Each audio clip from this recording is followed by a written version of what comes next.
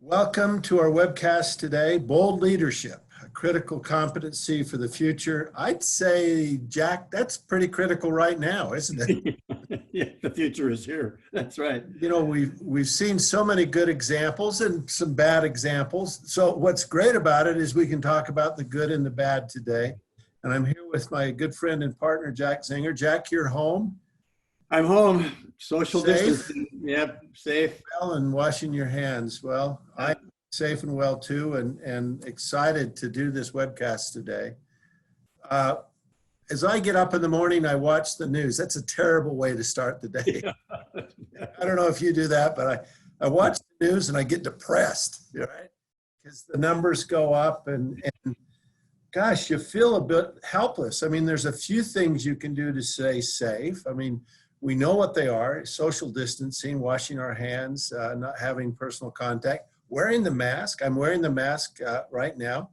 Well, not here, but when I go out in public. But there's so many factors we don't have any control over. And this is an invisible thing. You don't know what's going to happen. And people feel a little helpless in this situation. We have a little recommendation, and there's one thing you can control, and that is you can change yourself. And our idea here is that changing yourself can change the world. Jack, you agree? Well, I agree. And there's two ways I guess we can all change ourselves. One is to change our reaction to what's going on around us, and the other one is to change our behavior. And today we're talking about a little bit of both, but we are specifically suggesting some things that we can do behaviorally that maybe will help us deal with the challenges of this worldwide pandemic. Yeah, as you think back on this experience, I mean, there's lots of things you'll remember. Maybe you remember how long it was and how bored you were and all these other things. But imagine if you can really develop a new skill during this period.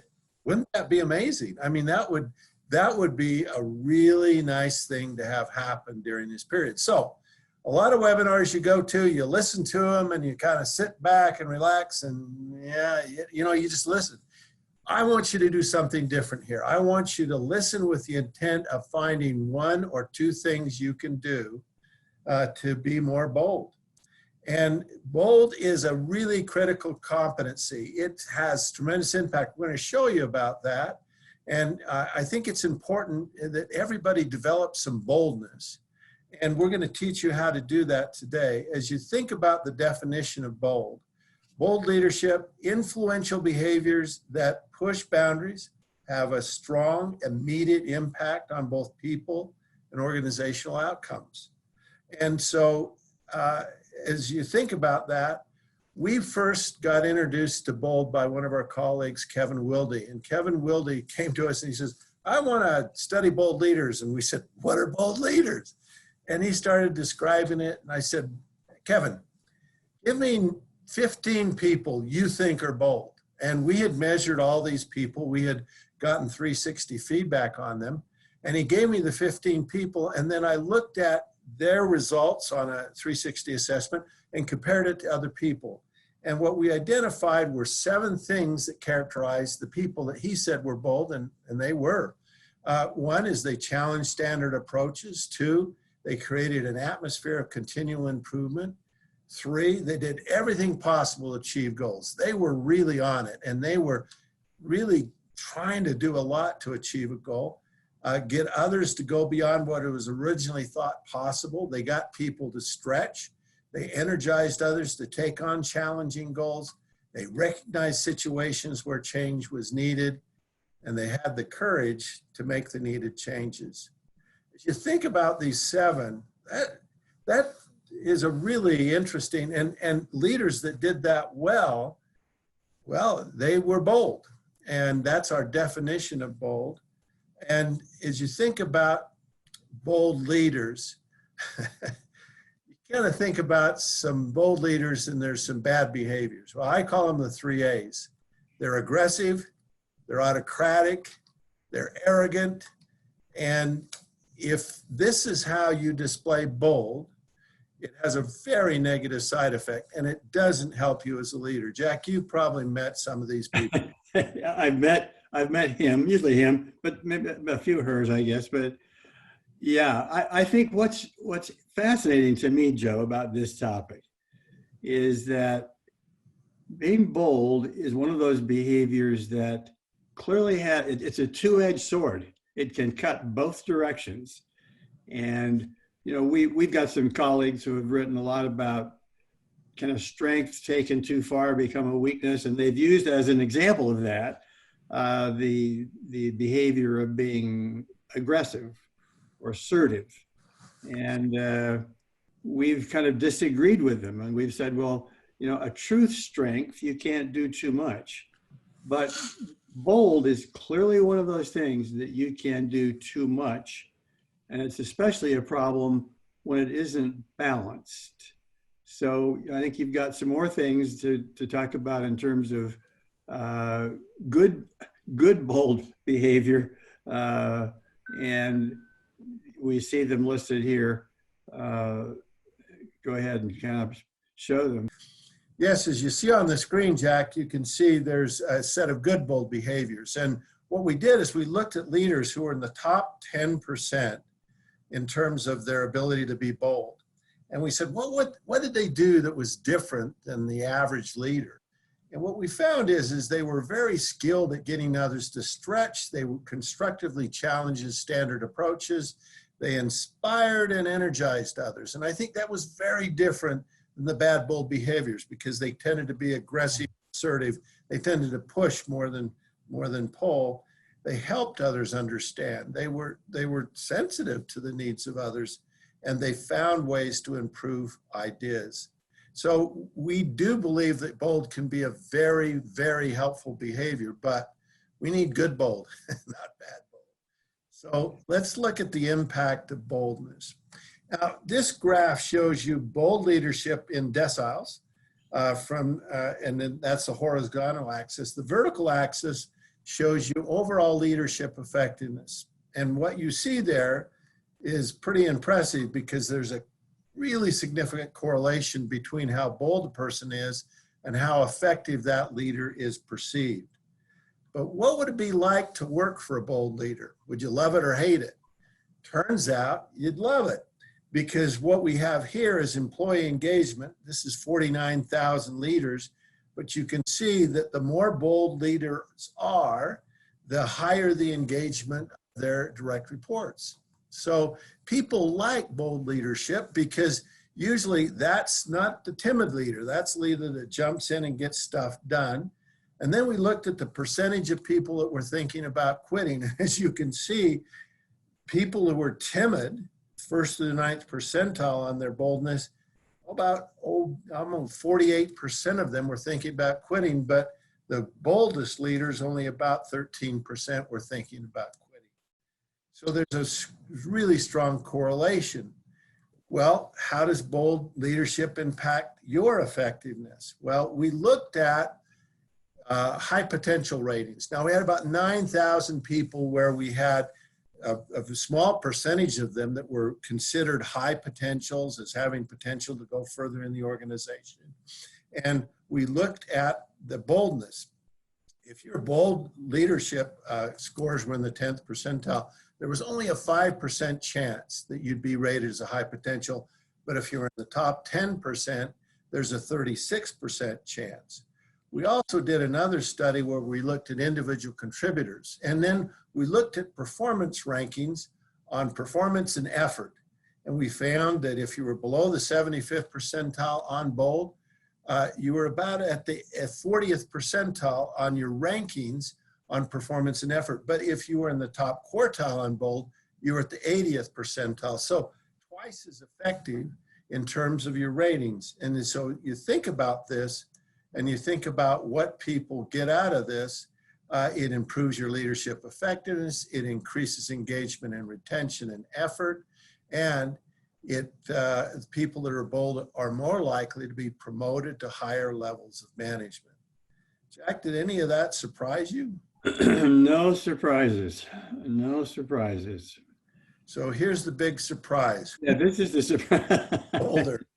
men or women. Now, Yeah. I'm just looking at that woman's muscles and I'm thinking, she must be strong in some other way. But we did some interesting analysis. And Jack, I looked at this right before the webcast and I actually updated the study because Oh, really? we didn't have enough people in it. So now we have 47,000 males, 25,000 females. Now, intuitively, when I ask people this question, who do you think is bolder, men or women? They say men. But turns out they're wrong.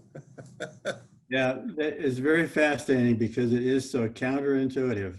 People just typically think about men being bolder. And so it's fascinating to see that here we see an advantage, I mean, a greater boldness on the part of the women leaders. Now, maybe it's because there aren't as many of them. And so you get, maybe it's a little bit of a selection issue, but Yeah. I know this is statistically significant. So you can't ignore the fact that women are perceived as being bolder than men. Well, not only that, but I did a little experimental design on this where I randomly selected 50% of the sample, which made this a kind of a more of an experimental design here. And again, the significance is still statistically significant with the random selection of people. And so, it's interesting. And what we did is we looked at the data over time. And again, the females are the red line, the males are the other line. And what you can see is, well, men just sort of dive bomb.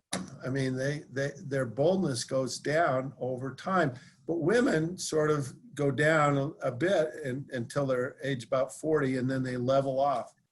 And that's where the differences come in between men and women.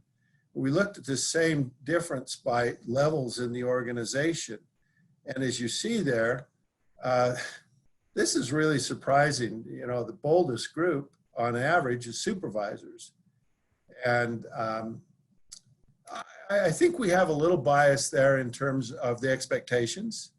Yes, I think there's a changing expectation as you move up the hierarchy that people have, we're holding you to a higher standard.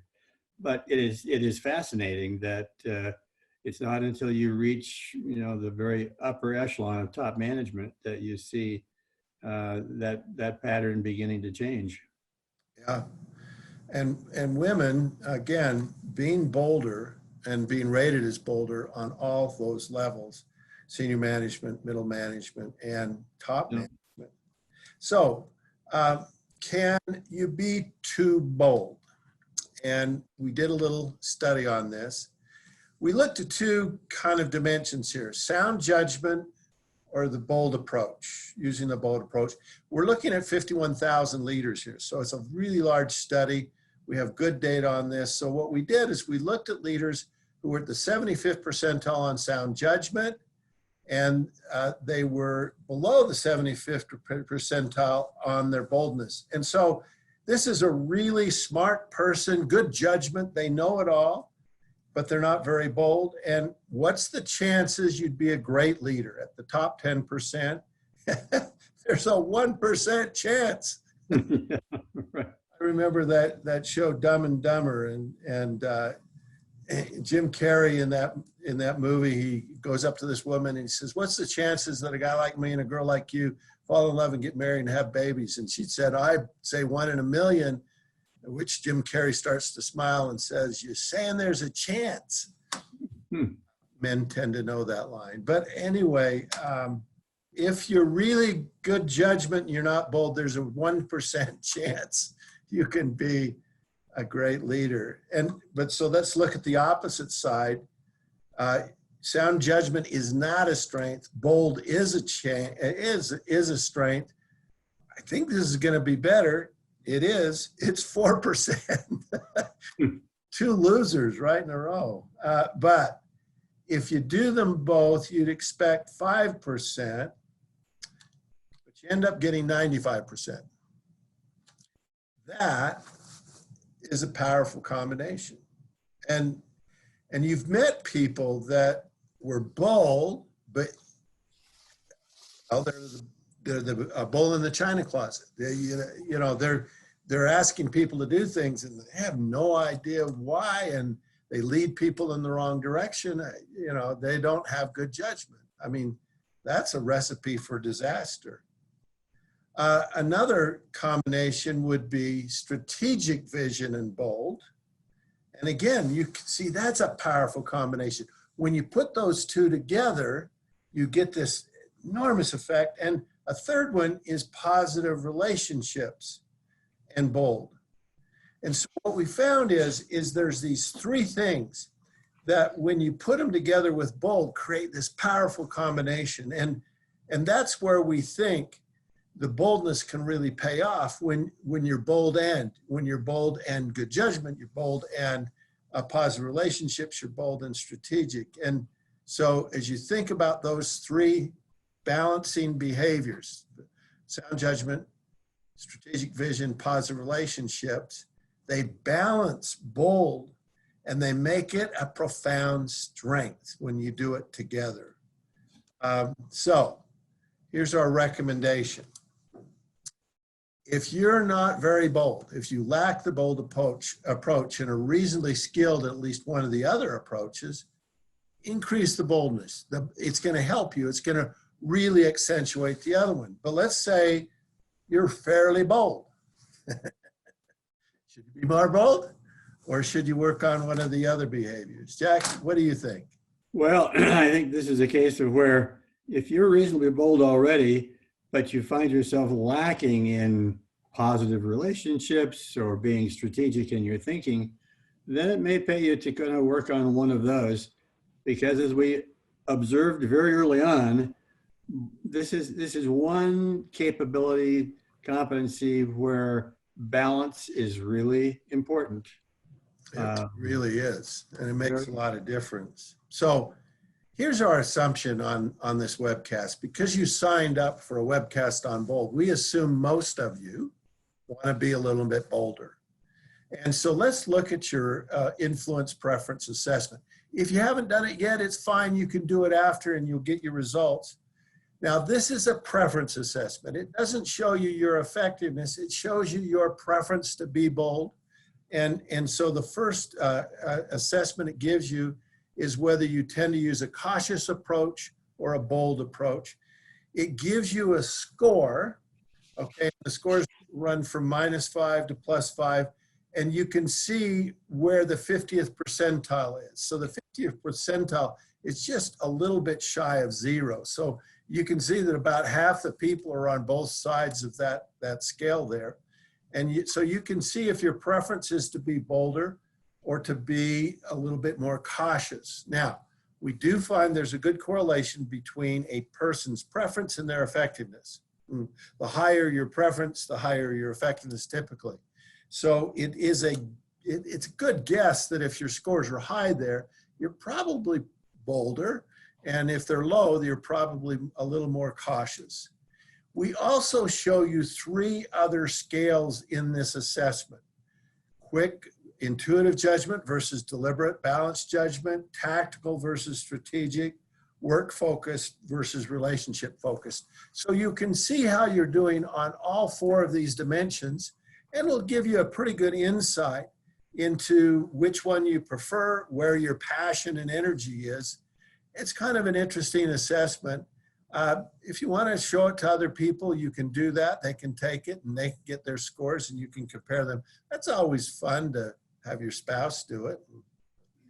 They'll tell them, I knew you were that way. But I'm going to assume in terms of this webinar, most of you want to be bolder. And so we're going to give you some insights about how to be bolder. Now, when I've talked to people about, well, what would you do to be bolder? Here's the stuff they came up with. Number 1, be more pushy. Number 2, be spontaneous. Don't ask for input. Do the unexpected. Wow. So that's kind of those 3 A's, isn't it? I mean, that stuff, it doesn't work. And that's our intuitive notion about how to be bold. And what can you do to be bold without being a jerk? And so what we did is we went to the data and we looked at thousands and thousands of leaders, and we looked at those leaders that were considered the most bold, and we asked the question, what did they do that what did the bold leaders do that the others leaders didn't? What we found were there were 8 companion behaviors. We're going to talk about these 8 behaviors and give you some examples of what you can do to be bold. We're going to run through these really fast, but it'll give you an idea about using these behaviors to be a little more bold. The first one is drive for results. And we call that the push factor, okay? And that is a bold behavior, but timid managers resist taking on challenges. Now, bold leaders are willing to take on challenging goals and ask each team member to stretch. So the advice here is to get others to help raise the bar. Invite each member of your team to propose 2 game-changing goals. This is the poll one, inspires, and they're right after each other. We find these 2 behaviors trying to go together, push and pull. And so inspiring leaders, the timid leaders, they're kind of an emotional wasteland. They don't connect with people. They sort of avoid them. Bold leaders always find ways to inspire and motivate others. So the suggestion is convey your own passion and commitment about the work you are doing. You are the strongest force for creating high levels of engagement and commitment within your people. Our research is really very clear about this, Joe, that there's many ways that leaders can be inspiring. They can be real visionaries. They can be very expert in a technology. They can be great at building strong personal relationships with people. They can be great communicators. So there's a variety of ways in which leaders can express the positive kind of boldness. It really is. And it, we're going to actually, Jack, we're talking about this next week. We are, yeah. Inspiring leaders. And so if you're interested in this one competency, tune in next week where we're going to talk about how you can be an inspiring leader. Now, I did a little research project to show you the impact of push and pull here. And what we looked at was we looked at both of these competencies, results and inspires. If you didn't have a strength, and a strength was the 75th percentile on either one of these, your ability to be bold was at the 35th percentile. Now, if you had a strength in results but not inspires, your bold score went to 68. If you had a strength in inspires but not results, your score went to 73. So it's interesting, inspires gets you more than results, but if you put the 2 together, if you had a strength in both, your ability to be bold goes to the 90th percentile. So that's that powerful combination where you put both of those together. It really can help you to be bold. But there's 6 other ways. Here's another way. Be innovative. Help people finding a better way. So timid leaders, they have an attitude, if it ain't broke, don't try to fix it. Bold leaders are constantly looking for new ways to do work. Their attitude is there's always a better way. So ask challenging questions. Most innovative ideas challenge existing practices. Enlist the help of other members in thinking about a fresh new way to accomplish something. The next one is to become a champion. So bold leaders volunteer. Timid leaders never volunteer. They're sitting in the back, looking the other way, avoiding the eyes. But bold leaders are willing to volunteer and become champions for new projects. A suggestion here, set a goal to become a champion for something this year. Another way to do it is to be more strategic. Having a clear, distinct vision is bold.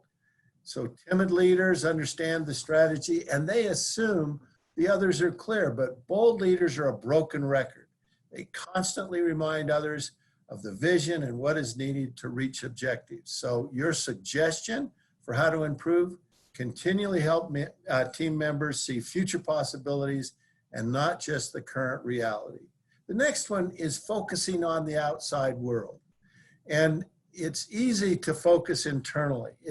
We tend to be overwhelmed, and we tend to kind of, focus on what's going on. And timid leaders are doing that. They're just focused on internal problems and what's going on in their life. But bold leaders look outside the organization to understand changing customer needs, competitors, global issues. And again, read, study, ask questions about what is happening outside your organizations to focus on the outside world. Communication is another way you can be bold. Again, timid leaders assume that others know what's going on and they don't need additional information. We talked about that last week, and that was what informers do. But powerful communicators, they constantly look for opportunities to communicate, reinforce, and share relevant information. So put yourself in the audience. Ask yourself, what would I want to know or learn if I were sitting in the audience?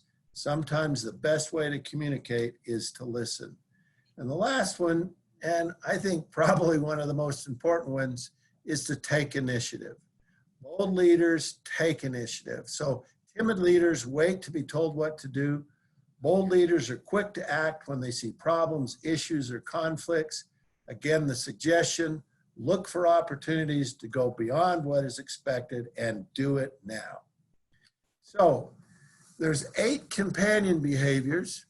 And again, remember this whole issue of balancing these balancing behaviors. If you feel you're bold enough, then work on one of those balancing behaviors. But if not, we'd suggest that becoming bold it feels impossible without insights from companion behavior research.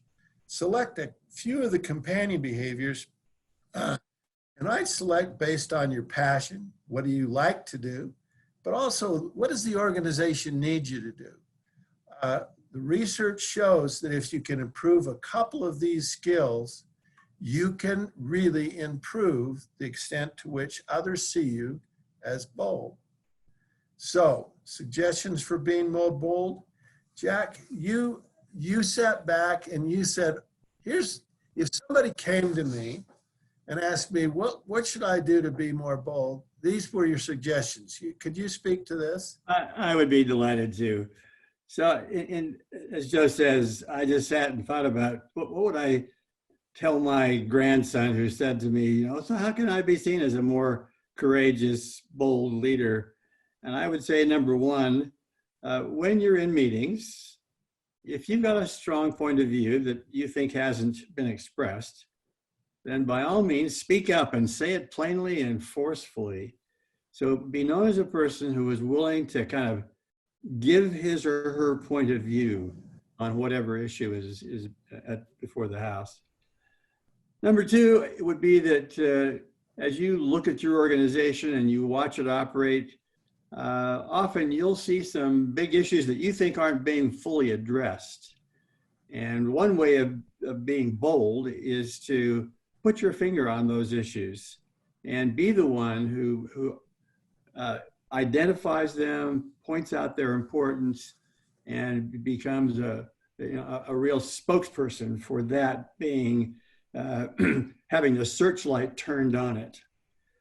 The third thing, and we've in a way suggested this already, but it is that bold leaders have their fingerprints on new processes or new products or services. They take the initiative to make things stronger. So I would say to a grandson or granddaughter, you want to be perceived as a bold leader? Then propose a new process, propose a new product or a service that you see the organization needing. And the final observation isn't a specific act, but it is a little bit about, it's about reflecting on your own self. And what I think runs through this whole set of companion behaviors that we've described here is that to do many of them requires making yourself a bit uncomfortable. It requires you getting out of your comfort zone and deliberately putting yourself in a place where you are not totally comfortable. But those would be just some broad general suggestions as we wrap up this webcast today about how each of us might increase our good, bold behavior. I like that list. I especially like, identify the elephant in the room. It's like, wow, Yeah. that is bold. Or the herd of elephants in the room, as it often happens, right? Right. So the interesting thing is even a modest increase in boldness can really affect how you're perceived as a leader, your overall leadership effectiveness. So, it can have a dramatic effect. And again, if you haven't done the assessment yet, we'd encourage you to go to that site, zingerfolkman.com/influence-preference-assessment. You can do that assessment and you'll get your 4 scores on those different things. Now, we'd love your feedback. And as a recognition of your giving us feedback, you'll be able to download a development guide on the 8 suggestions, the 8 companion behaviors. So there should automatically be a survey that pops up, but if it doesn't, go to this website, bit.ly/webcast-apr3, and it just has a few questions. We want to know how we're doing, but it also gives you the link to download the development guide, and I think you'll appreciate that as you're trying to go through this improvement. Again, the doors will be opened to those who are bold enough to knock. And so take the willing and be willing to knock. One of the things that we believe at Zinger Folkman is better leaders get better results. And if you're really interested in how bold you are, we think the best way to get an accurate assessment is by participating in a 360 assessment. You'll be able to see how you're doing on all these different behaviors, on results and inspiration and communication. We've been doing this for a long time, and we think it's a great way to do it. Jack and I, we did our 360s in December. Got feedback again for the 34th time. Guess what? It's never the same. It's always different, and that was helpful for us. So thanks for joining us today. We've enjoyed this.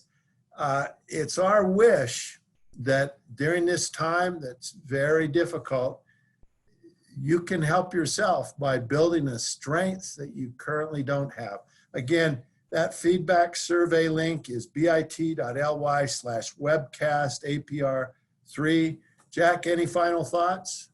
Nope. I think we've said all we can about being bold in a good way. All right. Let's go be bold. Let's go be bold.